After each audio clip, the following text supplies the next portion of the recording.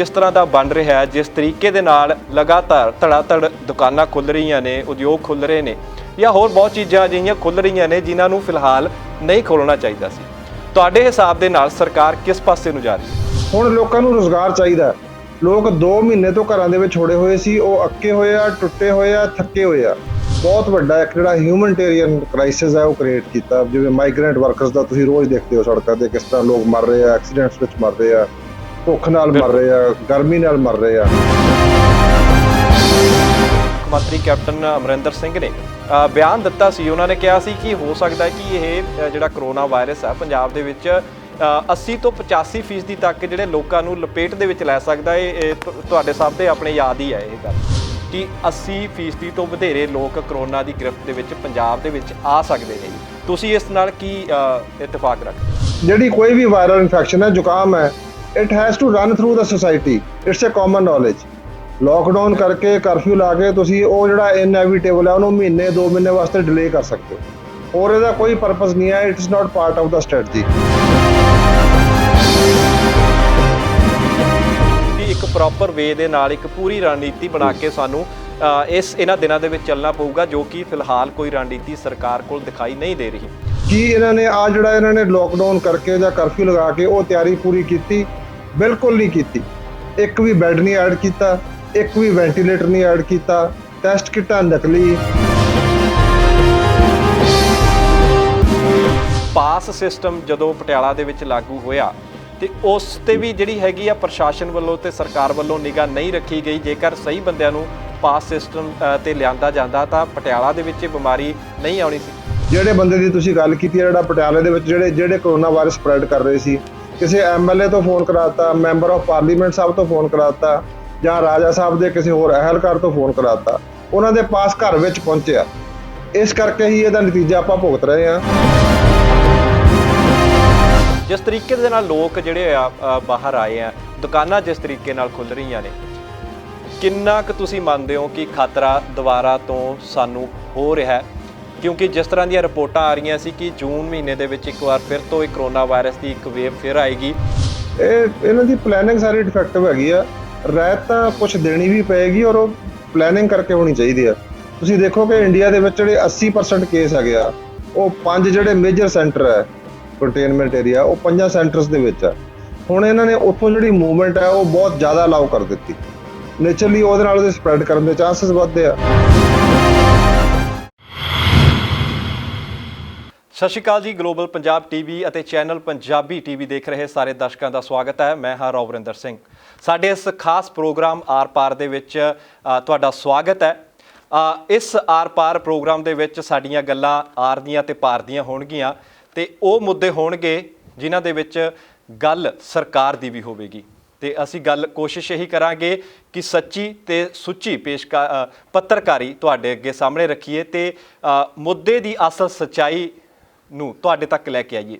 ਸੋ ਸਾਡਾ ਅੱਜ ਦਾ ਖਾਸ ਮੁੱਦਾ ਇਹ ਹੈ ਕਿ ਪਿਛਲੇ 2 ਮਹੀਨਿਆਂ ਤੋਂ ਲਗਾਤਾਰ ਪੰਜਾਬ ਦੇ ਵਿੱਚ ਦੇਸ਼ ਦੀ ਤਰ੍ਹਾਂ ਹੀ ਲੋਕਡਾਊਨ ਲੱਗਿਆ ਹੋਇਆ, ਕਿਉਂਕਿ ਕਰੋਨਾ ਵਾਇਰਸ ਜਿਸ ਤਰੀਕੇ ਦੇ ਨਾਲ ਸਾਡੇ ਦੇਸ਼ ਦੇ ਨਾਲ ਸਾਡੇ ਸੂਬੇ ਪੰਜਾਬ ਦੇ ਵਿੱਚ ਵੀ ਆਇਆ, ਉਸ ਨੂੰ ਦੇਖਦਿਆਂ ਬੜਾ ਲਾਜ਼ਮੀ ਹੋ ਜਾਂਦਾ ਹੈ ਕਿ ਲੋਕਡਾਊਨ ਕੀਤਾ ਜਾਵੇ। ਲੋਕਡਾਊਨ ਕੀਤਾ ਗਿਆ, ਲੇਕਿਨ ਪੰਜਾਬ ਦੇ ਜਿਹੜੇ ਲੋਕ ਨੇ ਉਹਨਾਂ ਨੇ ਕੁਝ ਨਾ ਸਮਝੀ ਦਿਖਾਈ। ਇਸ ਕਰਕੇ ਪੰਜਾਬ ਸਰਕਾਰ ਨੂੰ ਲੋਕਡਾਊਨ ਦੇ ਨਾਲ ਕਰਫਿਊ ਲਗਾਉਣਾ ਪੈ ਗਿਆ। ਹੁਣ ਹਾਲਾਤ ਇਹ ਨੇ ਕਿ ਸਰਕਾਰ ਨੇ ਪਿਛਲੀ 18 ਮਈ ਤੋਂ ਕਰਫਿਊ ਹਟਾ ਦਿੱਤਾ, ਲੇਕਿਨ 31 ਮਈ ਤੱਕ ਦੇਸ਼ ਦੀ ਬਾਕੀ ਸੂਬਿਆਂ ਦੇ ਨਾਲ ਪੰਜਾਬ ਦੇ ਵਿੱਚ ਵੀ ਲੋਕਡਾਊਨ ਜਾਰੀ ਹੈ। ਲੇਕਿਨ ਪੰਜਾਬ ਦੇ ਵਿੱਚ ਅੱਜ ਜੋ ਹਾਲਾਤ ਨੇ ਉਹਨਾਂ ਨੂੰ ਦੇਖ ਕੇ ਕਿਤੇ ਵੀ ਨਹੀਂ ਲੱਗ ਰਿਹਾ ਕਿ ਦੇਸ਼ ਦੇ ਵਿੱਚ ਜਾਂ ਫਿਰ ਇਹ ਕਹਿ ਲਈਏ ਕਿ ਪੰਜਾਬ ਦੇ ਵਿੱਚ ਬਾਕੀ ਦੇਸ਼ ਦੀ ਤਰ੍ਹਾਂ ਲੋਕਡਾਊਨ ਲੱਗਿਆ ਹੋਇਆ। ਹਾਲਾਂਕਿ ਇਹ ਬੜਾ ਜ਼ਰੂਰੀ ਹੋ ਜਾਂਦਾ ਸੀ ਕਿ ਪਿਛਲੇ 2 ਮਹੀਨਿਆਂ ਤੋਂ ਸਾਰੇ ਕੰਮਕਾਜ ਠੱਪ ਪਏ ਨੇ ਤੇ ਕੁਝ ਕੰਮਕਾਰ ਸ਼ੁਰੂ ਕੀਤੇ ਜਾਂਦੇ। ਬਿਲਕੁਲ ਠੀਕ, ਸਰਕਾਰ ਨੇ ਵੀ ਕੁਝ ਅਜਿਹਾ ਹੀ ਸੋਚਿਆ ਤੇ ਕੁਝ ਜਿਹੜੇ ਲਘੂ ਉਦਯੋਗ ਨੇ ਉਹਨਾਂ ਨੂੰ ਖੁੱਲ੍ਹਣ ਦੀ ਛੋਟ ਦਿੱਤੀ ਗਈ ਹੈ ਤੇ ਕੁਝ ਸ਼ਰਤਾਂ ਦੇ ਨਾਲ ਕੁਝ ਦੁਕਾਨਾਂ ਨੂੰ ਵੀ ਖੋਲ੍ਹਣ ਦੀ ਛੋਟ ਦਿੱਤੀ ਗਈ ਸੀ। ਲੇਕਿਨ ਸ਼ਾਇਦ ਇਸ ਛੋਟ ਦਾ ਅਸੀਂ ਜ਼ਿਆਦਾ ਨਜਾਇਜ਼ ਫਾਇਦਾ ਉਠਾ ਰਹੇ ਹਾਂ। ਫਿਲਹਾਲ ਸਵੇਰੇ 7 ਵਜੇ ਤੋਂ ਲੈ ਕੇ ਸ਼ਾਮ ਦੇ 7 ਵਜੇ ਤੱਕ ਇਹ ਛੋਟ ਦਿੱਤੀ ਗਈ ਆ, ਲੇਕਿਨ ਸ਼ਾਮ ਦੇ 7 ਵਜੇ ਤੋਂ ਸਵੇਰ ਦੇ 7 ਵਜੇ ਤੱਕ ਕਰਫਿਊ ਫਿਰ ਤੋਂ ਲਗਾ ਦਿੱਤਾ ਜਾਂਦਾ ਹੈ। ਸੋ ਅੱਜ ਇਸ ਮਸਲੇ ਤੇ ਸਾਡੇ ਨਾਲ ਚਰਚਾ ਦੇ ਵਿੱਚ ਜੁੜੇ ਨੇ ਆਮ ਆਦਮੀ ਪਾਰਟੀ ਦੇ ਕੋ ਕਨਵੀਨਰ ਡਾਕਟਰ ਬਲਵੀਰ ਸਿੰਘ ਪਟਿਆਲਾ ਤੋਂ ਸੰਬੰਧ ਰੱਖਦੇ ਨੇ। ਤੁਹਾਡੇ ਥੋੜਾ ਦੱਸ ਦਿੰਦਾ ਡਾਕਟਰ ਸਾਹਿਬ ਬਾਰੇ। ਡਾਕਟਰ ਸਾਹਿਬ ਨੇ ਮੁੱਖ ਮੰਤਰੀ ਕੈਪਟਨ ਅਮਰਿੰਦਰ ਸਿੰਘ ਦੇ ਖਿਲਾਫ ਆਮ ਆਦਮੀ ਪਾਰਟੀ ਤੋਂ ਚੋਣ ਪਟਿਆਲਾ ਤੋਂ ਲੜੀ ਸੀ।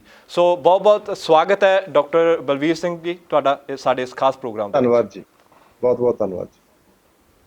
ਡਾਕਟਰ ਸਾਹਿਬ, ਜਿੱਦਾਂ ਤੁਸੀਂ ਸੁਣਿਆ ਹੀ ਆ ਮੇਰਾ ਸਵਾਲ, ਤੇ 18 ਮਈ ਤੋਂ ਜਿਸ ਤਰੀਕੇ ਦੇ ਨਾਲ ਕਰਫਿਊ ਹਟਾ ਦਿੱਤਾ ਗਿਆ, ਹਾਲਾਂਕਿ 31 ਮਈ ਤੱਕ ਲੋਕਡਾਊਨ ਇਸੇ ਤਰ੍ਹਾਂ ਦੇ ਨਾਲ ਪੰਜਾਬ ਦੇ ਵਿੱਚ ਜਾਰੀ ਹੈ, ਪਰ ਮਾਹੌਲ ਜਿਸ ਤਰ੍ਹਾਂ ਦਾ ਬਣ ਰਿਹਾ ਹੈ, ਜਿਸ ਤਰੀਕੇ ਦੇ ਨਾਲ ਲਗਾਤਾਰ ਧੜਾ-ਧੜ ਦੁਕਾਨਾਂ ਖੁੱਲ੍ਹ ਰਹੀਆਂ ਨੇ, ਉਦਯੋਗ ਖੁੱਲ੍ਹ ਰਹੇ ਨੇ, ਜਾਂ ਹੋਰ ਬਹੁਤ ਚੀਜ਼ਾਂ ਅਜਿਹੀਆਂ ਖੁੱਲ੍ਹ ਰਹੀਆਂ ਨੇ ਜਿਨ੍ਹਾਂ ਨੂੰ ਫਿਲਹਾਲ ਨਹੀਂ ਖੋਲ੍ਹਣਾ ਚਾਹੀਦਾ ਸੀ, ਤੁਹਾਡੇ ਹਿਸਾਬ ਦੇ ਨਾਲ ਸਰਕਾਰ ਕਿਸ ਪਾਸੇ ਨੂੰ ਜਾ ਰਹੀ ਹੈ? ਦੇਖੋ, ਸਰਕਾਰ ਨੇ ਫਰੋਮ ਡੇ 1 ਜਦੋਂ ਇਹਨਾਂ ਨੇ ਸੈਂਟਰ ਨੇ ਲਾਕਡਾਊਨ ਸ਼ੁਰੂ ਕੀਤਾ, ਪੰਜਾਬ ਨੇ ਕਰਫਿਊ ਲਗਾ ਦਿੱਤਾ।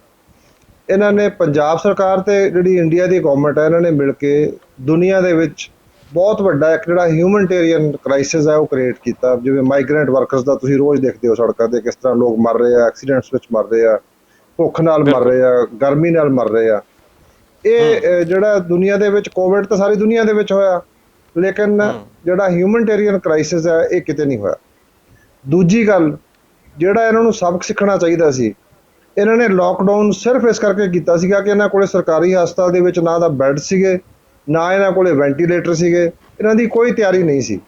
ਤੇ ਕੀ ਇਹਨਾਂ ਨੇ ਜਿਹੜਾ ਇਹਨਾਂ ਨੇ ਲਾਕਡਾਊਨ ਕਰਕੇ ਜਾਂ ਕਰਫਿਊ ਲਗਾ ਕੇ ਉਹ ਤਿਆਰੀ ਪੂਰੀ ਕੀਤੀ? ਬਿਲਕੁਲ ਨਹੀਂ ਕੀਤੀ। ਇੱਕ ਵੀ ਬੈੱਡ ਨਹੀਂ ਐਡ ਕੀਤਾ, ਇੱਕ ਵੀ ਵੈਂਟੀਲੇਟਰ ਨਹੀਂ ਐਡ ਕੀਤਾ, ਟੈਸਟ ਕਿੱਟਾਂ ਨਕਲੀ। ਇਹਨਾਂ ਨੇ ਮੁੜ ਕੇ ਸਗੋਂ ਜਿਹੜਾ ਕ੍ਰਾਈਸਿਸ ਸੀਗਾ ਲੋਕਾਂ ਨੂੰ ਇੱਕਦਮ ਘਰਾਂ ਦੇ ਵਿੱਚ ਛੋੜ ਦਿੱਤਾ। ਇਹਨਾਂ ਨੇ ਜਿਹੜੇ ਪਿਲਗ੍ਰਿਮ ਜਿੱਥੇ ਗਏ ਹੋਏ ਸੀ ਉੱਥੇ ਫਸ ਗਏ, ਜਿਹੜੇ ਬਾਹਰ ਗਏ ਹੋਏ ਸੀ, ਬੱਚੇ ਪੜ੍ਹਨ ਵਾਸਤੇ ਗਏ ਹੋਏ ਸੀ, ਕੋਈ ਵਿਆਹ ਸ਼ਾਦੀ ਤੇ ਗਿਆ ਸੀ, NRI ਸੀ, ਉਹ ਸਾਰੇ ਬਾਹਰਲੇ ਦੇਸ਼ਾਂ ਵਿੱਚ ਫਸ ਗਏ। ਇੱਕ ਤਾਂ ਇਹਨਾਂ ਨੇ ਉਸ ਵੇਲੇ ਕ੍ਰਾਈਸਿਸ ਕ੍ਰੀਏਟ ਕੀਤਾ, ਤੇ ਦੂਜਾ ਹੁਣ ਕ੍ਰੀਏਟ ਕਰ ਰਹੇ ਆ। ਜਦੋਂ ਇਹ ਉਹਨਾਂ ਨੂੰ ਵਾਪਸ ਲੈ ਕੇ ਆ ਰਹੇ ਆ, ਇਹਨਾਂ ਕੋਲੇ ਕੋਈ ਡੀਸੈਂਟ ਪ੍ਰੋਪਰ ਕੁਆਰੰਟਾਈਨ ਫੈਸਿਲਿਟੀ ਨਹੀਂ ਕ੍ਰੀਏਟ ਕੀਤੀ ਇਹਨਾਂ ਨੇ। ਜਿਹੜੀਆਂ ਹੈਗੀਆਂ ਤੁਸੀਂ ਰੋਜ਼ ਵੀਡੀਓ ਦੇਖਦੇ ਹੋ, ਬਹੁਤ ਥਰਡ ਕਲਾਸ ਹੈ। ਤੇ ਇਸ ਕਰਕੇ ਜਿਹੜੀ ਗਵਰਨਮੈਂਟ ਹੈ ਇਹਨਾਂ ਨੇ ਜਿਹੜੀ ਇਹਦੀ ਹੈਂਡਲਿੰਗ ਸੀ ਉਹ ਇੱਦੋਂ ਮਾੜੀ ਨਹੀਂ ਹੋ ਸਕਦੀ।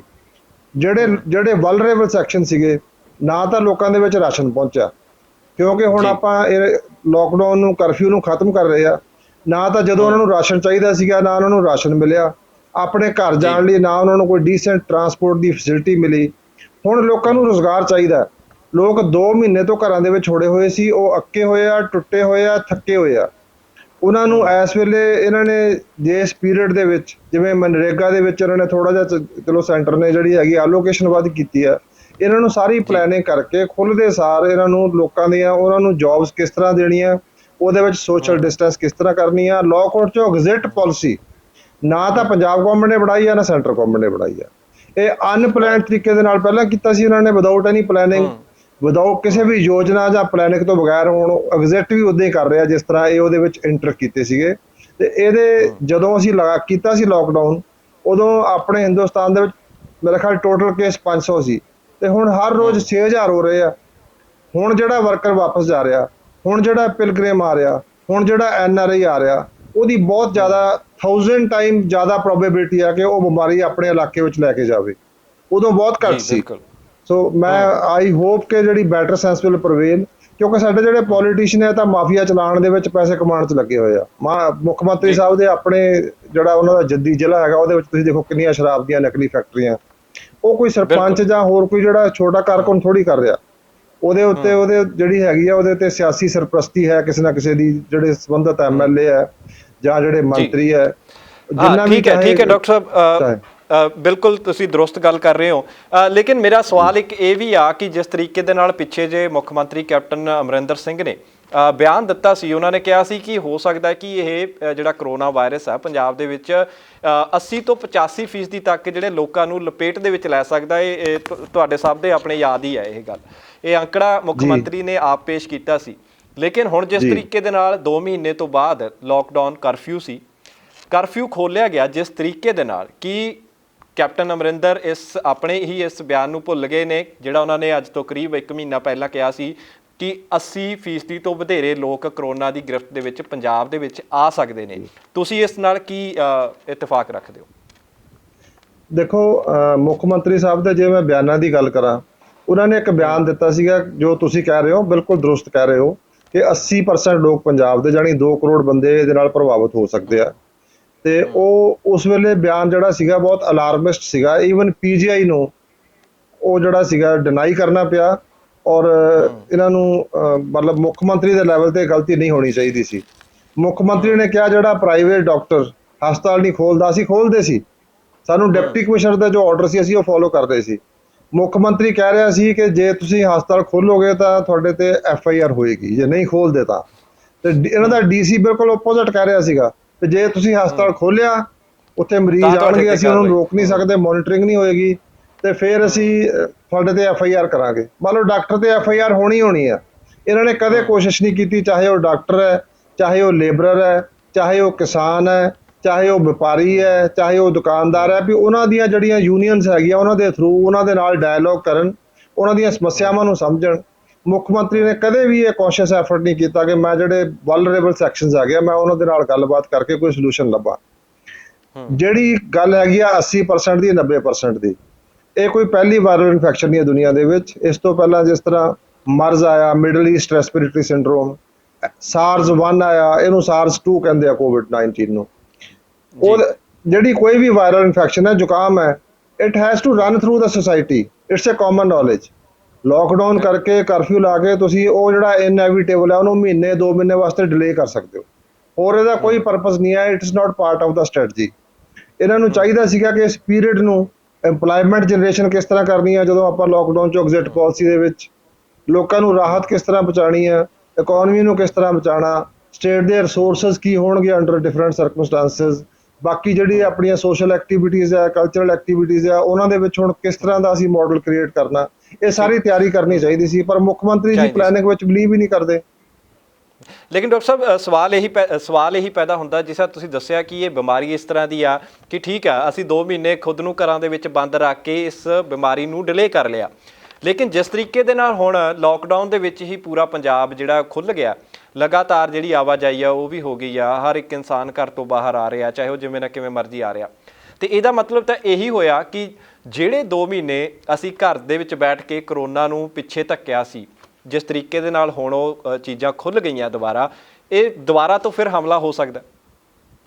ਬਿਲਕੁਲ ਹੋ ਸਕਦਾ ਔਰ ਹੋਏਗਾ। ਸੈਕੰਡ ਵੇਵ ਆਏਗੀ, ਬਿਲਕੁਲ ਹੋ ਸਕਦਾ। ਦੁਨੀਆ ਦੇ ਵਿੱਚ ਬਹੁਤ ਜਗ੍ਹਾ ਤੇ ਹੋ ਵੀ ਰਿਹਾ ਇਹ ਮਤਲਬ ਕਿਸੇ ਬੰਦੇ ਨੇ ਬਹੁਤ ਸਿਆਣੀ ਗੱਲ ਕਹੀ ਹੈ ਕਿ ਕਰੋਨਾ ਵੀ ਇੱਥੇ ਰਹੇਗਾ, ਅਸੀਂ ਵੀ ਇੱਥੇ ਰਵਾਂਗੇ। We have to learn to live with it. ਸਾਨੂੰ ਇਹਦੇ ਨਾਲ, ਕਰੋਨਾ ਦੇ ਨਾਲ ਜਿਉਣਾ ਸਿੱਖਣਾ ਪਏਗਾ।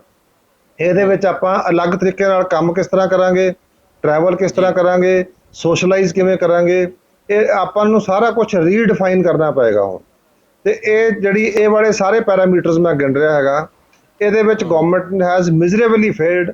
ਉਹਨਾਂ ਨੇ ਇਸ ਪਾਸੇ ਨੂੰ, ਨਾ ਸੈਂਟਰ ਦੀ ਗਵਰਨਮੈਂਟ ਨੇ ਨਾ ਪੰਜਾਬ ਦੀ ਗਵਰਨਮੈਂਟ ਨੇ ਆਪਣਾ ਮਨ ਹੀ ਅਪਲਾਈ ਨਹੀਂ ਕੀਤਾ, ਆਪਣਾ ਮਾਈਂਡ ਹੀ ਅਪਲਾਈ ਨਹੀਂ ਕੀਤਾ ਕਿ ਆਪਾਂ ਜਦੋਂ ਐਗਜ਼ਿਟ ਕਰਾਂਗੇ ਉਹਦੇ ਵਿੱਚ ਕੀ ਕੌਨਸੀਕੁਐਂਸਿਸ ਹੋਣਗੇ। ਹੁਣ ਜੇ ਤੁਸੀਂ ਕਹਿ ਰਹੇ ਹੋ ਕਿ ਸੋਮਵਾਰ ਨੂੰ ਆਹ ਦੁਕਾਨਾਂ ਖੁੱਲਣਗੀਆਂ, ਮੰਗਲਵਾਰ ਨੂੰ ਆਹ ਖੁੱਲਣਗੀਆਂ, ਬੁੱਧਵਾਰ ਨੂੰ ਇਹ ਖੁੱਲਣਗੀਆਂ, ਅਤੇ ਲੋਕਾਂ ਨੂੰ ਵਿਚਾਰਿਆਂ ਨੂੰ, ਜਿਹੜਾ ਪਿੰਡ ਦਾ ਬੰਦਾ ਉਹਨੂੰ ਕੀ ਪਤਾ ਲੱਗਦਾ, ਉਹ ਤਾਂ ਪਿੰਡੋਂ ਆਉਂਦਾ। ਹੁਣ ਜੇ ਤੁਸੀਂ ਦੁਕਾਨਾਂ ਵੀ ਖੋਲੀਆਂ, ਹਸਪਤਾਲ ਵੀ ਖੋਲਿਆ, ਸਾਰਾ ਕੁਝ ਖੋਲਿਆ, ਅਜੇ ਸਕੂਲ ਤੇ ਕਾਲਜ ਅਜੇ ਬੰਦ ਹੈ, ਹੋਰ ਬਾਕੀ ਜਿਹੜੇ ਮਾਲਸ ਵਗੈਰਾ ਅਜੇ ਬੰਦ ਹੈ। ਹੁਣ ਜੇ ਕੋਈ ਬੰਦੇ ਨੂੰ ਕੋਈ ਜ਼ਰੂਰੀ ਚੀਜ਼ ਲੈਣ ਲਈ ਆ ਰਿਹਾ ਸ਼ਹਿਰ, ਉਹਨੂੰ ਇੱਥੇ ਆ ਕੇ ਵਿਚਾਰੇ ਨੂੰ ਪਤਾ ਲੱਗਦਾ ਕਿ ਉਹ ਖੱਜਲ ਖੁਆਰ ਹੋ ਕੇ ਵਾਪਸ ਆਉਂਦਾ ਕਿ ਇਹ ਵਾਲੀਆਂ ਦੁਕਾਨਾਂ ਤਾਂ ਹੁਣ ਕੱਲ੍ਹ ਨੂੰ ਖੁੱਲਣਗੀਆਂ।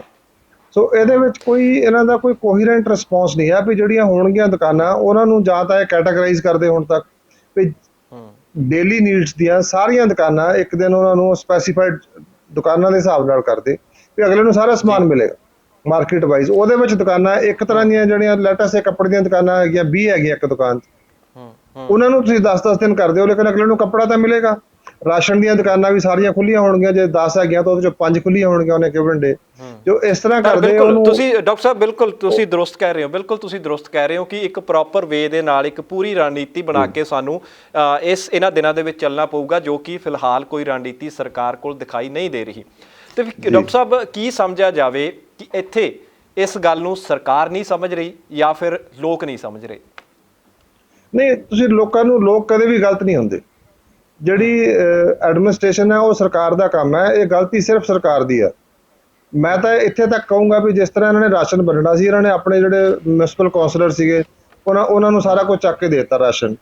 ਉਹਨਾਂ ਨੇ ਜਦੋਂ ਕੋਈ ਨੈਸ਼ਨਲ ਕ੍ਰਾਈਸਿਸ ਹੈ, ਜਦੋਂ ਇਹ ਹਰ ਬੰਦੇ ਨਾਲ ਸੰਬੰਧਿਤ ਹੈ, ਇਹੋ ਜਿਹੇ ਵੇਲੇ ਸੈਂਟਰ ਦੇ ਵਿੱਚ ਵੀ ਨੈਸ਼ਨਲ ਗਵਰਨਮੈਂਟ ਚਾਹੀਦੀ ਆ, ਪੰਜਾਬ ਦੇ ਵਿੱਚ ਵੀ ਸਾਂਝੀਆਂ ਪਾਰਟੀਆਂ ਦੀ ਘੱਟੋ ਘੱਟ ਮੁੱਖ ਮੰਤਰੀ ਤੇ ਪ੍ਰਧਾਨ ਮੰਤਰੀ ਦਾ ਫਰਜ਼ ਹੈ ਕੋਈ ਸਾਰੀਆਂ ਪਾਰਟੀਆਂ ਨੂੰ ਲੈ ਕੇ ਜਿਹੜੀ ਸਰਬ ਪਾਰਟੀ ਮੀਟਿੰਗ ਕਰਕੇ ਹਰ ਇੱਕ ਲੈਵਲ ਤੇ ਮੱਲੇ ਦੇ ਲੈਵਲ ਤੱਕ ਸਾਰੀਆਂ ਪਾਰਟੀਆਂ ਦੀਆਂ ਕਮੇਟੀਆਂ ਬਣਾਤੀਆਂ ਜਾਣ। ਇੱਕ ਟਰਾਂਸਪੇਰੈਂਟ ਤਰੀਕੇ ਦੇ ਨਾਲ ਹਰ ਘਰ ਤੱਕ ਅਸੀਂ ਰਾਸ਼ਨ ਪਹੁੰਚਾ ਸਕਦੇ ਹਾਂ।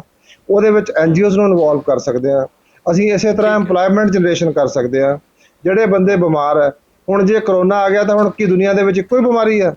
ਜਿਨ੍ਹਾਂ ਨੂੰ ਹਾਰਟ ਅਟੈਕ ਸੀਗਾ ਜਾਂ ਜਿਨ੍ਹਾਂ ਨੂੰ ਕੈਂਸਰ ਸੀਗਾ, ਜਿਨ੍ਹਾਂ ਨੂੰ ਦਮੇ ਦੀ ਬਿਮਾਰੀ ਸੀ, ਜਿਨ੍ਹਾਂ ਦੇ ਗੁਰਦੇ ਫੇਲ ਸੀਗੇ, ਉਹਨਾਂ ਦਾ ਵਿਚਾਰਿਆਂ ਦਾ ਹਾਲ ਹੀ ਕੋਈ ਨਹੀਂ ਪੁੱਛਦਾ।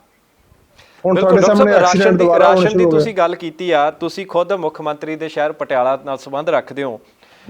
ਦੇਖਿਆ ਹੀ ਗਿਆ ਸੀ ਕਿ ਰਾਸ਼ਨ ਵੰਡਣ ਦੇ ਲਈ ਜਿਸ ਤਰੀਕੇ ਦੇ ਨਾਲ ਲੋਕਲ ਪ੍ਰਸ਼ਾਸਨ ਨੇ ਜਿਹੜੇ ਪਾਸ ਵੰਡੇ ਸੀ ਲੋਕਾਂ ਨੂੰ, ਉਹਨਾਂ ਪਾਸਾਂ ਦੀ ਦੁਰਵਰਤੋਂ ਕੀਤੀ ਗਈ ਆ।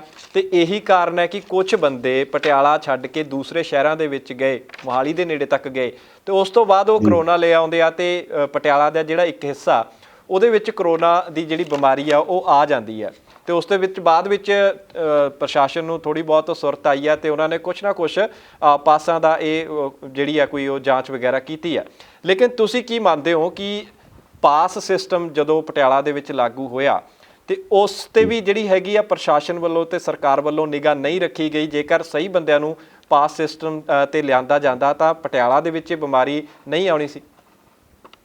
ਬਿਲਕੁਲ ਨਹੀਂ ਆਉਣੀ ਸੀ, ਕਿਉਂਕਿ ਜਿਹੜੇ ਬੰਦਿਆਂ ਨੂੰ ਉਹਨਾਂ ਨੇ ਪਾਸ ਦਿੱਤੇ, ਮੈਂ ਜਾਤੀ ਤੌਰ ਤੇ ਮੈਨੂੰ ਇਸ ਗੱਲ ਦਾ ਪਤਾ, ਮੈਂ ਨਾਂ ਨਹੀਂ ਲੈਣਾ ਚਾਹੂੰਗਾ, ਬਹੁਤ ਸਾਰੇ ਬੰਦੇ ਆ ਜਿਨ੍ਹਾਂ ਨੂੰ ਔਨ ਮੈਰਿਟ ਪਾਸ ਚਾਹੀਦਾ ਸੀ।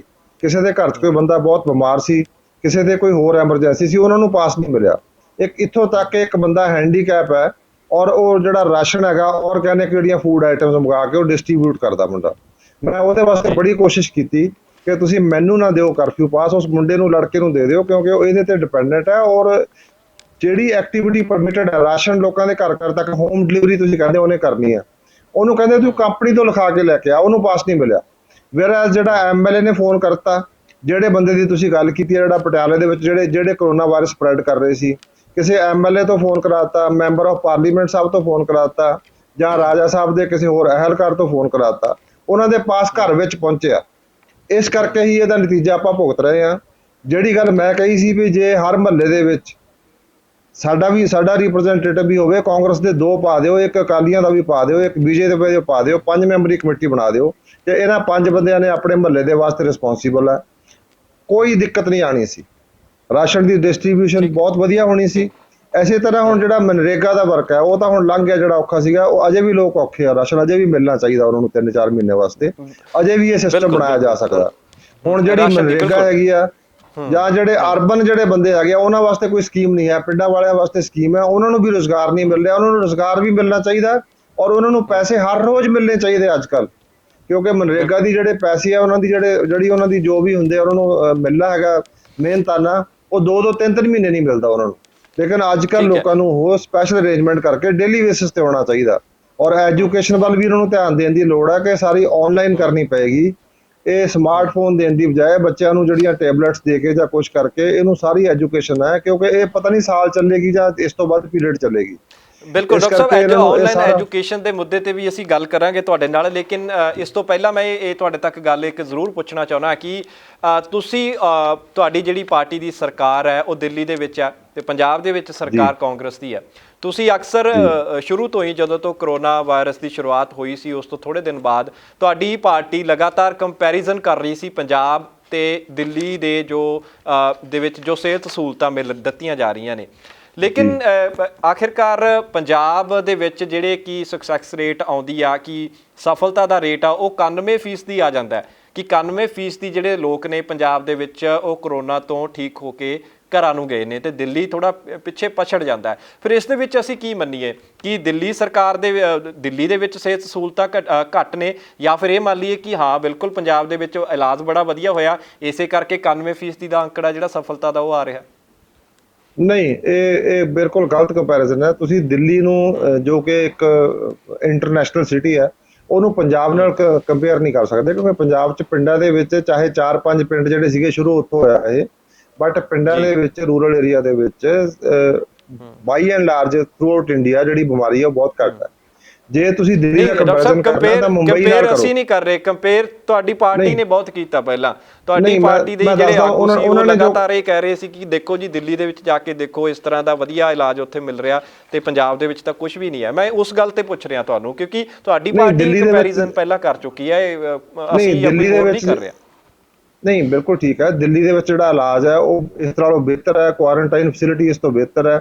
ਉਹਨਾਂ ਦੀ ਜਿਹੜੀ ਰਾਸ਼ਨ ਡਿਸਟ੍ਰੀਬਿਊਸ਼ਨ ਸੀ, ਉਹਨਾਂ ਕੋਲ ਜਿਨ੍ਹਾਂ ਦੇ ਕੋਲੇ ਰਾਸ਼ਨ ਕਾਰਡ ਨਹੀਂ ਵੀ ਸੀ, ਉਹਨਾਂ ਨੂੰ ਵੀ ਸਾਰਿਆਂ ਨੂੰ ਰਾਸ਼ਨ ਪਹੁੰਚਾਇਆ ਉਹਨਾਂ ਨੇ। 10 ਲੱਖ ਬੰਦੇ ਨੂੰ ਡੇਲੀ ਲੰਗਰ ਛਕਾਇਆ ਉਹਨਾਂ ਨੇ।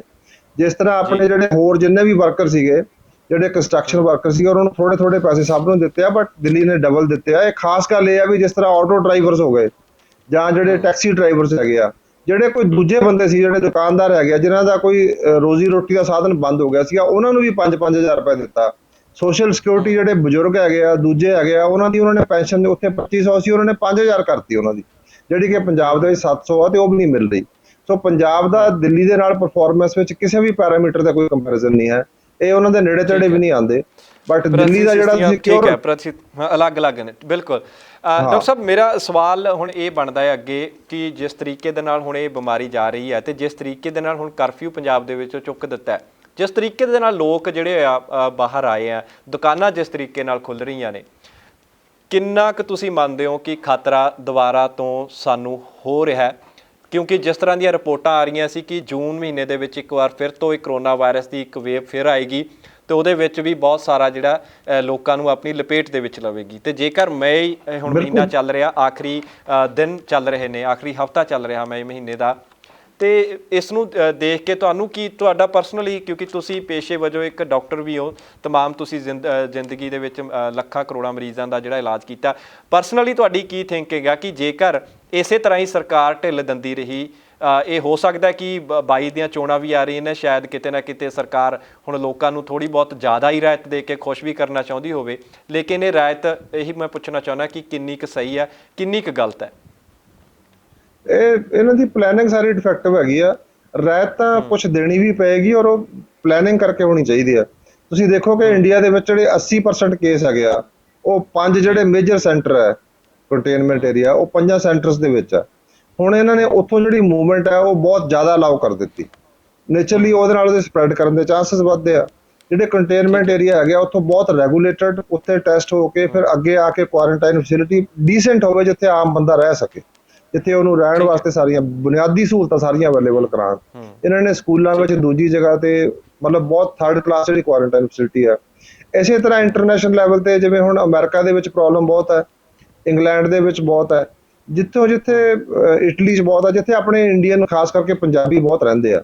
ਉਹ ਜਦੋਂ ਵਾਪਸ ਆਉਣਗੇ ਉਹਨਾਂ ਦੇ ਵਾਸਤੇ ਬਹੁਤ ਵਧੀਆ ਕੁਆਰੰਟਾਈਨ ਫੈਸਿਲਿਟੀ ਹੋਵੇ। ਕੋਈ ਵੀ ਬੰਦਾ ਜਿਹੜਾ ਪੰਜਾਬ ਦਾ, ਉਹਨੂੰ ਆਪਣੇ ਘਰੇ ਆਉਣ ਦਾ ਪੂਰਾ ਹੱਕ ਹੈ, ਬਟ ਸਰਕਾਰ ਦਾ ਫਰਜ਼ ਬਣਦਾ ਕਿ ਉਹਨਾਂ ਨੂੰ ਇੱਕ decent quarantine facility, testing facility, ਉਹਨਾਂ ਦੇ ਜਿਹੜੇ ਬੰਦੇ ਬਾਹਰੋਂ ਆਉਂਦੇ ਆ ਪ੍ਰੋਪਰ ਟੈਸਟਿੰਗ ਕਰਕੇ ਉਹਨਾਂ ਦੇ ਸ਼ੁੱਡ ਮੇਕ ਸ਼ੋਰ ਕਿ ਬਾਹਰੋਂ ਇਨਫੈਕਸ਼ਨ, ਕਿਉਂਕਿ ਪੰਜਾਬ ਦੇ ਵਿੱਚ ਅੰਦਰੋਂ ਇਨਫੈਕਸ਼ਨ ਬਹੁਤ ਘੱਟ ਹੈ ਇਸ ਵੇਲੇ, ਲੋਕਲ ਸਪਰੈਡ ਨਹੀਂ ਕਰ ਸਕਦੀ ਉਹ, ਤੇ ਜੇ ਆਏਗੀ ਤਾਂ ਉਹ ਬਾਹਰੋਂ ਆਏਗੀ, ਚਾਹੇ ਉਹ ਵਿਦਨ ਇੰਡੀਆ ਆਉਣ ਬੰਦੇ, ਚਾਹੇ ਇੰਡੀਆ ਤੋਂ ਬਾਹਰੋਂ ਆਉਣ। ਅੱਜ ਤੋਂ ਜਿਹੜੀਆਂ ਘਰੇਲੂ ਉਡਾਨਾਂ ਨੇ ਉਹ ਕੁਝ ਸਟੇਟ ਟੂ ਸਟੇਟ ਜਿਹੜੀਆਂ ਉਹ ਵੀ ਸ਼ੁਰੂ ਹੋ ਗਈਆਂ ਨੇ। ਜੇਕਰ ਮਹਾਰਾਸ਼ਟਰ ਨੂੰ ਛੱਡ ਦਿੱਤਾ ਜਾਵੇ, ਮਹਾਰਾਸ਼ਟਰ ਦੇ ਵਿੱਚ ਸਹੂਲਤ ਨਹੀਂ ਦਿੱਤੀ ਗਈ, ਲੇਕਿਨ ਜਿਸ ਤਰੀਕੇ ਨਾਲ ਹੁਣ ਘਰੇਲੂ ਉਡਾਨਾਂ ਉੱਡ ਰਹੀਆਂ ਨੇ, ਸਟੇਟ ਟੂ ਸਟੇਟ ਹਵਾਈ ਜਹਾਜ਼ ਉੱਡ ਰਹੇ ਨੇ, ਇਹ ਵੀ ਕੇਂਦਰ ਸਰਕਾਰ ਦਾ ਇੱਕ ਜਿਹੜਾ ਫੈਸਲਾ ਲਿਆ, ਇਸ ਕੇਂਦਰ ਸਰਕਾਰ ਦੀ ਵੀ ਆਪਾਂ ਗੱਲ ਕਰ ਲੈਂਦੇ ਹਾਂ, ਇਸ ਨਾਲ ਤੁਸੀਂ ਕਿੰਨਾ ਕੁ ਸਹਿਮਤ ਰੱਖਦੇ ਹੋ? ਦੇਖੋ, ਜਿਹੜੇ ਏਰੀਆ ਦੇ ਵਿੱਚ ਪ੍ਰੋਬਲਮ ਬਹੁਤ ਜ਼ਿਆਦਾ ਨਹੀਂ ਹੈ, ਆਪਾਂ ਨੂੰ ਸਾਰੇ ਸੈਕਟਰ ਓਪਨ ਅਪ ਤਾਂ ਕਰਨੇ ਪੈਣਗੇ, ਲੇਕਿਨ ਵਿਦ ਡਿਊ ਪ੍ਰੀਕਾਸ਼ਨਸ। ਔਰ ਇਸ ਵੇਲੇ ਗਵਰਨਮੈਂਟ ਦਾ ਜਿਹੜਾ ਹੈਗਾ, ਸੈਂਟਰ ਗਵਰਨਮੈਂਟ ਦਾ ਖਾਸ ਕਰਕੇ, ਕਿਉਂਕਿ ਫਲਾਈਟਸ ਉਹਨਾਂ ਦੇ ਕੰਟਰੋਲ ਦੇ ਵਿੱਚ ਹੈ, ਉਹਦੇ ਰੇਟ ਇਹਨਾਂ ਨੇ ਬਹੁਤ ਜ਼ਿਆਦਾ ਕਰ ਦਿੱਤੇ ਆ। 3 ਗੁਣਾ ਰੇਟ ਹੈ ਇਸ ਵੇਲੇ ਉਹਦੇ ਕੋਲ। ਉਹਨੂੰ ਰੈਗੂਲੇਟ ਕਰਨਾ ਚਾਹੀਦਾ। ਜਿਸ ਤਰ੍ਹਾਂ ਪਹਿਲਾਂ ਰੇਟ ਸੀਗਾ, ਇਸ ਵੇਲੇ ਲੋਕਾਂ ਨੂੰ ਰਾਹਤ ਦੀ ਲੋੜ ਹੈ। ਉਹਨਾਂ ਨੂੰ ਉਹ ਆਪਣੇ ਪਰਿਵਾਰਾਂ ਤੋਂ ਦੂਰ ਰਹਿ ਕੇ ਅੱਕੇ ਹੋਏ ਆ, ਥੱਕੇ ਹੋਏ ਆ। ਉਹ ਇਸ ਵੇਲੇ ਉਹਨਾਂ ਨੂੰ ਇੱਕ ਜਿਹੜੀ ਮੈਂਟਲ ਹੈਲਥ ਹੈ, ਇਹਦਾ ਕਨਸੈਪਟ ਸਾਡੇ ਨਹੀਂ ਹੈ। ਲੋਕ ਪਰੇਸ਼ਾਨ ਹੈ, ਐਂਗਜ਼ਾਇਟੀ 'ਚ ਹੈ, ਡਿਪਰੈਸ਼ਨ ਦੇ ਵਿੱਚ ਹੈ, ਲੋਕਾਂ ਨੂੰ ਸਮਝ ਨਹੀਂ ਆ ਰਹੀ ਵੀ ਅਸੀਂ ਕੀ ਕਰੀਏ। ਸੋ ਗਵਰਨਮੈਂਟ ਦਾ ਜ਼ਿੰਮੇਵਾਰੀ ਹੈ, ਇਹੋ ਜਿਹੇ ਹਾਲਾਤ ਦੇ ਵਿੱਚ ਹੋਰ ਵੀ ਵੱਧ ਜਾਂਦੀ ਹੈ, ਔਰ ਗਵਰਨਮੈਂਟ ਨੂੰ ਜ਼ਿੰਮੇਵਾਰੀ ਤਨਦੇਹੀ ਨਾਲ ਨਿਭਾਉਣੀ ਵੀ ਚਾਹੀਦੀ ਹੈ। ਤੇ ਇਸ ਕਰਕੇ ਡਾਕਟਰ ਸਾਹਿਬ ਜ਼ਰੂਰ ਸਮਾਂ ਆਪਣੇ ਕੋਲ ਡਾਕਟਰ ਸਾਹਿਬ ਘੱਟ ਹੈ, ਤੇ ਮੈਂ ਇੱਕ ਲਾਸਟ ਸਵਾਲ ਤੁਹਾਡੇ ਨਾਲ ਜ਼ਰੂਰ ਸਾਂਝਾ ਕਰਨਾ ਚਾਹੂੰਗਾ। ਆਨਲਾਈਨ ਐਜੂਕੇਸ਼ਨ ਦੀ ਤੁਸੀਂ ਵਿੱਚ ਗੱਲ ਕੀਤੀ ਸੀ। ਆਨਲਾਈਨ ਐਜੂਕੇਸ਼ਨ ਨੂੰ ਲੈ ਕੇ ਜਿਸ ਤਰ੍ਹਾਂ ਦੇ ਨਾਲ ਹੁਣ ਸਰਕਾਰ ਵਤੀਰਾ ਕਰ ਰਹੀ ਹੈ, ਪਹਿਲਾਂ ਮੁੱਖ ਮੰਤਰੀ ਨੇ ਕਿਹਾ ਕਿ ਜਿਹੜੇ ਪ੍ਰਾਈਵੇਟ ਸਕੂਲ ਆਨਲਾਈਨ ਕਲਾਸਾਂ ਲਗਾ ਰਹੇ ਨੇ ਬੱਚਿਆਂ ਦੀਆਂ, ਉਹ ਸਿਰਫ ਟਿਊਸ਼ਨ ਫੀਸ ਲੈ ਸਕਦੇ ਨੇ। ਫਿਰ ਇਹ ਮਾਮਲਾ ਜਿਵੇਂ ਨਾ ਕਿਵੇਂ ਕਰਕੇ ਹਾਈ ਕੋਰਟ ਪਹੁੰਚ ਜਾਂਦਾ ਹੈ। ਹਾਈ ਕੋਰਟ ਵੱਖਰਾ ਫਰਮਾਨ ਸੁਣਾਉਂਦਾ ਹੈ ਕਿ ਜਿਹੜੇ ਨਿੱਜੀ ਸਕੂਲ, ਜਾਂ ਤਾਂ ਸਰਕਾਰ ਸ਼ੋਰਟੀ ਦੇਵੇ ਕਿ ਸਰਕਾਰ ਨਿੱਜੀ ਸਕੂਲਾਂ ਦੀ ਮਦਦ ਕਰੇਗੀ, ਤੇ ਜੇਕਰ ਨਹੀਂ ਕਰਦੀ ਤਾਂ ਹਾਈ ਕੋਰਟ ਨੇ ਇਹ ਵੀ ਫਰਮਾਨ ਦਿੱਤਾ ਹੈ ਕਿ 70% ਦੀ ਜਿਹੜੀ ਫੀਸ ਦਾ ਕੁੱਲ ਹਿੱਸਾ ਉਹ ਜਿਹੜੇ ਸਕੂਲ ਨੇ ਉਹ ਬੱਚਿਆਂ ਦੇ ਮਾਪਿਆਂ ਤੋਂ ਲੈ ਸਕਦੇ ਨੇ। ਤੇ ਇਸ ਵੇਲੇ ਹਾਲਾਤ ਪੰਜਾਬ ਦੇ ਵਿੱਚ ਕਿਸੇ ਤੋਂ ਛੁਪਾਏ ਨਹੀਂ ਛੁਪ ਰਹੇ। ਪਿਛਲੇ 2 ਮਹੀਨਿਆਂ ਤੋਂ ਹਰ ਇੱਕ ਬੰਦਾ ਬੇਰੁਜ਼ਗਾਰ ਹੈ। ਜੇਕਰ ਤਨਖਾਹ ਵਾਲੇ ਲੋਕਾਂ ਨੂੰ ਛੱਡ ਦਿੱਤਾ ਜਾਵੇ, ਜਿਹੜੇ ਵਪਾਰ ਕਰਦੇ ਨੇ ਜਾਂ ਫਿਰ ਜਿਹੜੇ ਮਿਹਨਤਕਸ਼ ਲੋਕ ਨੇ, ਉਹ ਬਿਲਕੁਲ ਪਿਛਲੇ 2 ਮਹੀਨਿਆਂ ਤੋਂ ਬੇਰੁਜ਼ਗਾਰ ਨੇ। ਤੇ ਅਜਿਹੇ ਸਮੇਂ ਦੇ ਵਿੱਚ ਹੁਣ 70% ਦੀ ਜਿਹੜਾ ਕੋਰਟ ਨੇ ਐਲਾਨ ਕਰ ਦਿੱਤਾ ਕਿ 70% ਦੀ ਤੁਸੀਂ ਲੈ ਸਕਦੇ ਹੋ। ਤੇ ਸਰਕਾਰ ਹੁਣ ਤੁਸੀਂ ਕਿੱਥੇ ਦੇਖ ਰਹੇ ਹੋ? ਸਰਕਾਰ ਆਪਣੇ ਪੈਰ ਪਿੱਛੇ ਖਿੱਚ ਰਹੀ ਹੈ। ਪਹਿਲਾਂ ਸਿਰਫ ਟਿਊਸ਼ਨ ਫੀਸ ਦੀ ਗੱਲ ਹੋ ਰਹੀ ਸੀ, ਲੇਕਿਨ ਹੁਣ ਕੋਰਟ ਨੇ 70% ਦੀ ਕਹਿ ਦਿੱਤਾ। ਸਰਕਾਰ ਨੂੰ ਤੁਹਾਡੇ ਹਿਸਾਬ ਦੇ ਨਾਲ ਕੀ ਕਰਨਾ ਚਾਹੀਦਾ ਤਾਂ ਜੋ ਜਿਹੜੇ ਮਾਪੇ ਨੇ ਉਹਨਾਂ ਤੇ ਇੰਨਾ ਜ਼ਿਆਦਾ ਬੋਝ ਹੈ ਇਸ ਸਮੇਂ ਨਾ ਪਵੇ? ਸਰਕਾਰ ਦਾ ਪਹਿਲਾ ਕੰਮ ਹੈ ਲੋਕਾਂ ਨੂੰ ਦੱਸੇ ਕਿ ਪੰਜਾਬ ਦੇ ਵਿੱਚ ਲੋਕਾਂ ਦੀ ਚੁਣੀ ਹੋਈ ਸਰਕਾਰ ਹੈਗੀ ਆ। ਜਿੱਥੇ ਲੋਕਾਂ ਦੀ ਚੁਣੀ ਹੋਈ ਸਰਕਾਰ ਹੁੰਦੀ ਆ, ਉੱਥੇ ਇਹਨਾਂ ਮੁੱਦਿਆਂ ਵਾਸਤੇ, ਸਕੂਲਾਂ ਦੀ ਫੀਸ ਵਾਸਤੇ ਜਾਂ ਹੋਰ ਰਾਸ਼ਨ ਵਾਸਤੇ ਜਾਂ ਟਰੈਵਲ ਵਾਸਤੇ ਲੋਕਾਂ ਨੂੰ ਕੋਰਟਾਂ 'ਚ ਨਹੀਂ ਜਾਣ ਦੀ ਲੋੜ ਹੋਣੀ ਚਾਹੀਦੀ। ਜਿਸ ਤਰ੍ਹਾਂ ਦਿੱਲੀ ਦੀ ਸਰਕਾਰ ਹੈ, ਉਹਨਾਂ ਨੇ ਇੱਥੇ ਸਾਡੇ ਵੀ ਬਣੀਆਂ ਹੋਈਆਂ ਸਕੂਲ ਮੈਨੇਜਮੈਂਟ ਕਮੇਟੀਜ਼ ਬਣੀਆਂ ਹੋਈਆਂ। ਉਹ ਜਿਹੜੀ ਇੱਕ ਇਹਨਾਂ ਨੇ ਪੰਜਾਬ ਦੇ ਲੈਵਲ ਤੇ ਕਮੇਟੀ ਬਣੀ ਹੋਈ ਆ, ਜਿਹਨੇ ਰਿਵਿਊ ਕਰਨਾ ਹੁੰਦਾ ਕਿ ਜਿਹੜੇ ਸਕੂਲ ਆ ਜਸਟੀਫਾਈ ਕਰਨਗੇ ਵੀ ਕਿਹੜੀ ਫੀਸ ਲੈ ਰਹੇ ਆ, ਕਿਉਂ ਲੈ ਰਹੇ ਆ। ਉਹ ਸਿਰਫ ਕਾਗਜ਼ਾਂ ਦੇ ਉੱਤੇ ਆ। ਉਹ ਕਮੇਟੀਆਂ ਕਾਹਦੇ ਵਾਸਤੇ ਬਣਾਉਂਦੇ ਆ? ਉਹਦੇ ਵਿੱਚ ਕੋਈ ਇੰਟੈਲੀਜੈਂਟ ਬੰਦੇ, ਐਜੂਕੇਸ਼ਨਿਸਟ ਬੰਦੇ ਪਾਉਣ। ਆਪਣੇ ਜਿਹੜੇ ਪ੍ਰਾਈਵੇਟ ਸਕੂਲਾਂ ਦੀ ਜਿਹੜੀ ਫੀਸ ਹੈ, ਉਹਦੀ ਕੋਈ ਰੈਸ਼ਨੈਲਿਟੀ ਹੋਣੀ ਚਾਹੀਦੀ ਆ ਕਿ ਹਰ ਸਾਲ ਐਡਮਿਸ਼ਨ ਫੀਸ ਲਈ ਜਾਂਦੇ ਆ, ਕਿਤਾਬਾਂ ਦਾ ਲਈ ਜਾਂਦੇ ਆ, ਯੂਨੀਫਾਰਮ ਦਾ ਹੋਰ ਚਾਰजेस ਲਈ ਜਾਂਦੇ ਉਹਨਾਂ ਕੋਲੋਂ। ਅੱਛਾ ਡਾਕਟਰ ਸਾਹਿਬ, ਜੇਕਰ ਕੋਰਟ ਨੇ ਇਸ ਤਰ੍ਹਾਂ ਦਾ ਫੈਸਲਾ ਸੁਣਾ ਦਿੱਤਾ ਕਿ ਸਰਕਾਰ ਦੀ ਜ਼ਿੰਮੇਵਾਰੀ ਨਹੀਂ ਬਣਦੀ ਕਿ ਉੱਥੇ ਜਾ ਕੇ ਡਿਫੈਂਡ ਕਰੇ ਸਰਕਾਰ ਕਹਿ ਨਹੀਂ ਸਕਦੀ ਕਿ ਹਾਂ ਇਸ ਸਮੇਂ ਜਿਹੜੇ ਮਾਪੇ ਨੇ ਉਹ ਇੰਨੀ ਜ਼ਿਆਦਾ ਫੀਸ ਨਹੀਂ ਦੇ ਸਕਦੇ। ਚਲੋ ਹਾਂ, ਬਿਲਕੁਲ ਠੀਕ ਹੈ ਕਿ ਟਿਊਸ਼ਨ ਫੀਸ ਤੱਕ ਜਾਇਜ਼ ਹੈ। ਕੀ ਤੁਹਾਡੇ ਹਿਸਾਬ ਦੇ ਨਾਲ ਸਰਕਾਰ ਨੂੰ ਕੋਰਟ ਦੇ ਵਿੱਚ ਨਹੀਂ ਜਾਣਾ ਚਾਹੀਦਾ ਲੋਕਾਂ ਦੇ ਹੱਕਾਂ ਦੇ ਲਈ? ਬਿਲਕੁਲ ਜਾਣਾ ਚਾਹੀਦਾ, ਇਹਨਾਂ ਨੂੰ ਆਪਣੀ ਪੋਜੀਸ਼ਨ ਡਿਫੈਂਡ ਕਰਨੀ ਚਾਹੀਦੀ ਹੈ। ਬਟ ਇਹ ਸਰਕਾਰ ਕਿਤੇ ਨਾ ਕਿਤੇ ਕੋਰਟ ਦੇ ਵਿੱਚ ਵੀ ਇਹ ਮਸਲੇ ਆਪੇ ਭੇਜਦੀ ਆ। ਇਹ ਬਾਅਦ ਵਿੱਚ ਕਹਿ ਦਿੰਦੇ ਆ ਕਿ ਮਾਨਯੋਗ ਅਦਾਲਤ ਦੇ ਹੁਕਮ ਹੈ, ਸੋ ਆਪਾਂ ਨੂੰ ਇਹਨਾਂ ਦੀ ਪਾਲਣਾ ਕਰਨੀ ਪਏਗੀ। ਇਹ ਇਹਨਾਂ ਵਾਸਤੇ ਉਹਨੂੰ ਇੱਕ ਸ਼ੀਲਡ ਦੀ ਤਰ੍ਹਾਂ ਯੂਜ਼ ਕਰਦੇ ਆ ਇਹ।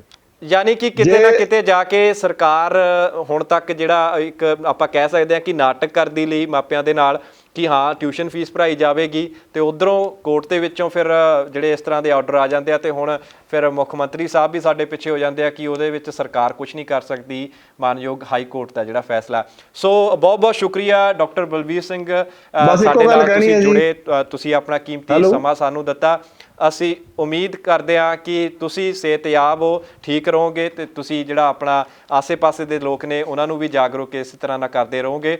ਸੋ ਬਹੁਤ ਬਹੁਤ ਸ਼ੁਕਰੀਆ ਡਾਕਟਰ ਸਾਹਿਬ ਤੁਹਾਡਾ। ਜੇ ਤੁਸੀਂ ਲਾਸਟ ਦੇ ਵਿੱਚ ਕੋਈ ਲਾਈਨ ਕਹਿਣਾ ਚਾਹੁੰਦੇ ਹੋ ਤਾਂ ਜ਼ਰੂਰ। ਮੈਂ ਇਹੀ ਕਹਿਣਾ ਚਾਹੁੰਦਾ ਕਿ ਇਹ ਕੋਈ ਸਕੂਲਾਂ ਦੇ ਮਾਮਲੇ 'ਚ ਪਹਿਲੀ ਵਾਰੀ ਨਹੀਂ ਹੋਇਆ। ਜਿਸ ਤਰ੍ਹਾਂ ਪਹਿਲਾਂ ਤੁਸੀਂ ਡਰੱਗਸ ਦਾ ਕਰ ਲਓ, ਇੱਕ ਇਹਨਾਂ ਨੇ ਬੜੀ ਸਿੱਟ ਬਣਾਈ ਸੀ, ਸਪੈਸ਼ਲ ਇਨਵੈਸਟੀਗੇਸ਼ਨ ਟੀਮ, ਉਹਦੀ ਰਿਪੋਰਟ ਆ ਗਈ। ਉਹਨਾਂ ਨੇ ਦੱਸਤਾ ਕਿ ਪੰਜਾਬ ਦੇ ਵਿੱਚ ਮਗਰਮੱਛ ਕੌਣ ਹੈ। ਉਹ ਰਿਪੋਰਟ ਵੀ ਹਾਈ ਕੋਰਟ 'ਚ ਪਹੁੰਚਾਈ ਹੋਈ ਹੈ ਇਹਨਾਂ ਨੇ। ਫਿਰ ਬਰਗਾੜੀ ਦਾ ਮਸਲਾ ਹੈਗਾ, ਉਹ ਵੀ ਹਾਈ ਕੋਰਟ 'ਚ ਪਹੁੰਚਿਆ ਹੋਇਆ। ਤੋ ਜਿਹੜੀ ਗੱਲ ਨੂੰ ਇਹਨਾਂ ਨੇ ਕੰਪਲੀਟ ਕਰਨ ਦਾ ਸਰਕਾਰ ਨੇ ਫੈਸਲਾ ਨਹੀਂ ਲੈਣਾ ਹੁੰਦਾ। ਇਹ ਸਰਕਾਰ ਦੀ ਮਿਲੀ ਭੁਗਤ ਦੇ ਨਾਲ ਸਾਰਾ ਕੁਝ ਹੋ ਰਿਹਾ। ਇਹ ਆਪੇ ਲਿਟੀਗੇਸ਼ਨ ਕਰਾਉਂਦੇ ਆ ਉਹ, ਤਾਂ ਕਿ ਜਿਹੜਾ ਮਸਲਾ ਹੈ ਉਹ ਲਟਕ ਜਾਵੇ। ਹੋਰ ਵੀ ਬਹੁਤ ਸਾਰੇ ਮਸਲੇ ਜਿਹੜੇ ਕੋਰਟ ਦੇ ਵਿੱਚ ਲਟਕਾਏ ਹੋਏ ਆ ਇਹਨਾਂ ਨੇ, ਤੇ ਲੋਕਾਂ ਨੂੰ ਇਹ ਗੱਲ ਸਮਝਣੀ ਚਾਹੀਦੀ ਆ।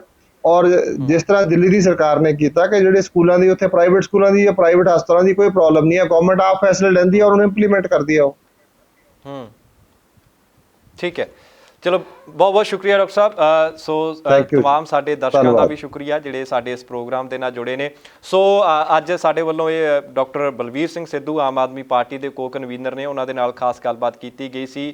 ਲੋਕਡਾਊਨ ਦੇ ਵਿੱਚ ਜਿਸ ਤਰੀਕੇ ਦੇ ਨਾਲ ਸਾਡੇ ਪੰਜਾਬ ਦੇ ਵਿੱਚ ਸਰਕਾਰ ਨੇ ਕਰਫਿਊ ਤੋਂ ਰਾਹਤ ਦਿੱਤੀ ਹੈ, ਠੀਕ ਹੈ, ਜ਼ਰੂਰੀ ਬਣਦਾ ਸੀ, ਕਿਉਂਕਿ 2 ਮਹੀਨੇ ਦਾ ਲੰਬਾ ਸਮਾਂ ਅਸੀਂ ਸਾਰੇ ਘਰਾਂ ਦੇ ਵਿੱਚ ਰਹੇ ਹਾਂ ਤੇ ਬੇਰੁਜ਼ਗਾਰੀ ਵੀ ਜ਼ਿਆਦਾ ਵੱਧ ਗਈ ਸੀ। ਲੇਕਿਨ ਕਿਤੇ ਨਾ ਕਿਤੇ ਸਾਡਾ ਲੋਕਾਂ ਦਾ ਵੀ ਫਰਜ਼ ਬਣਦਾ ਕਿ ਜੇਕਰ ਸਰਕਾਰ ਨੇ ਕੁਝ ਰਿਆਇਤ ਦਿੱਤੀ ਆ, ਕਰਫਿਊ ਹਟਾ ਦਿੱਤਾ, ਤਾਂ ਸਾਡਾ ਵੀ ਫਰਜ਼ ਬਣਦਾ ਕਿ ਕਰੋਨਾ ਦਾ ਖਤਰੇ ਨੂੰ ਹਜੇ ਵੀ ਮਾਪਿਆ ਜਾਵੇ ਕਿ ਕਿੰਨਾ ਕੁ ਖਤਰਾ ਕਰੋਨਾ ਦਾ ਸਾਡੇ ਸਿਰ ਤੇ ਬਣਿਆ ਹੋਇਆ।